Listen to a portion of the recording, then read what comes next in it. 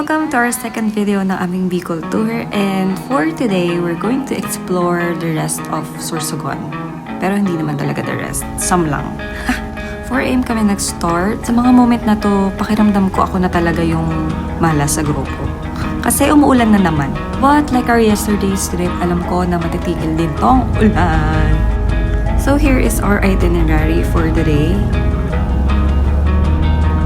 After more than 2 hours of land travel, nakarating na kami dito sa Matnog Port. So dahil mag-island hopping kami for today, kailangan namin bumili ng pagkain dito sa Matnog Port. Medyo nagulat ako nung una kasi nga bakit kami yung mamimili ng food. I mean, hindi pa to guys, like yung ingredients, like lahat kami talaga mamimili. Asin, toyo, everything. Kaya medyo nagtagal kami dito kasi nga medyo na-caught off guard kami. Kasi sino ba naman ang gustong mamalengke sa trip na to?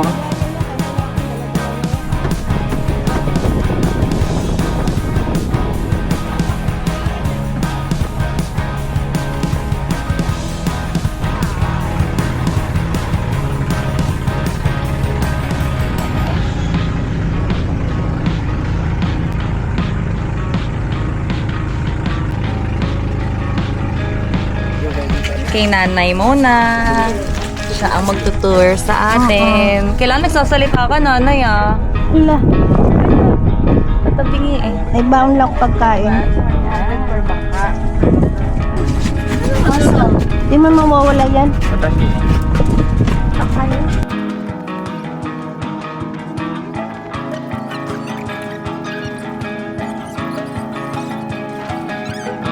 Mainit. Kasi nanay. Ako ito. Nanay. Hello. Maandar na ba yan? Kami, ah. Oh, sige na, ako huli. Oo nga. Ingat kayo. Mga apo ko, magaganda. Asa na ba yung mga kasama ko? Bilisan mo kuya.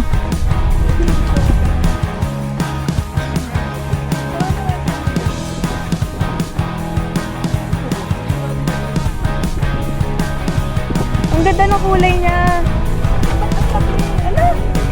Hello, so cute.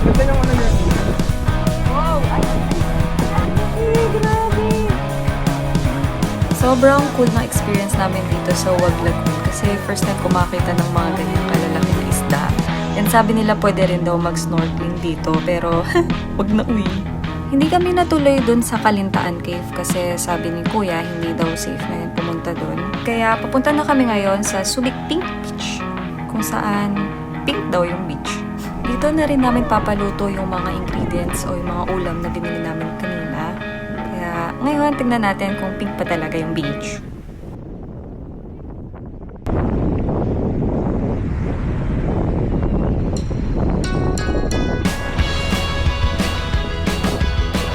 Medyo pink nga siya, pero hindi siya yung pink na katulad na nakikita ko sa photos. Pero talagang may pink na nakahalo dun sa sand, kaya pag tititigan mo siya, nagiging pink siya talaga.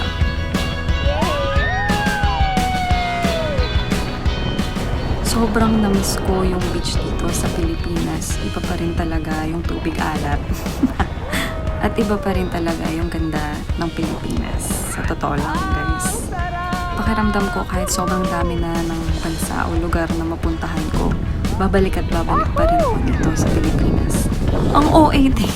Gustong gusto ko na magbabad sa araw pero hindi pa pwede kasi in a few weeks ikakasal pa ako ng mga panahon na to. Kaya balat na balat pa ako.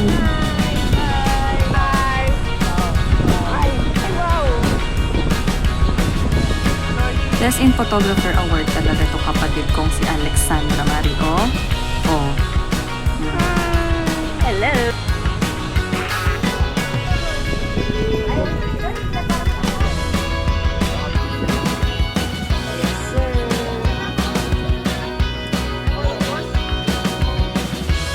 Hi, doggy doggy. Doggy doggy.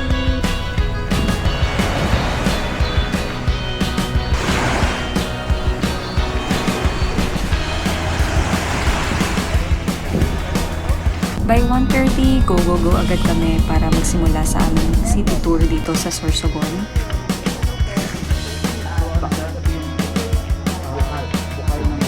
welcome tayo lahat dito sa Bulusan Volcano Natural Park. Sobrang bilis ng morning namin kaya I really enjoyed Bulusan Lake. Parang pinabagal na yung oras, narelax talaga kami kahit naglalakad lang. And I really enjoy these kinds of walks, yung tahimik lang tapos may magandang view.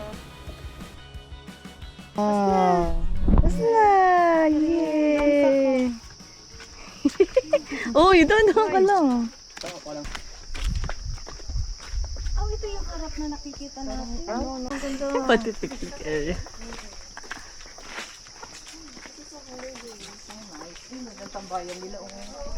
Kaya nga no? Ganyan lang, no?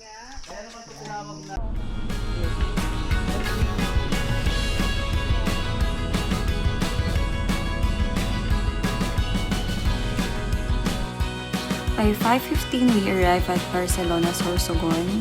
It was approaching sunset na pero festive pa rin ang vibe dito kaya sobrang saya.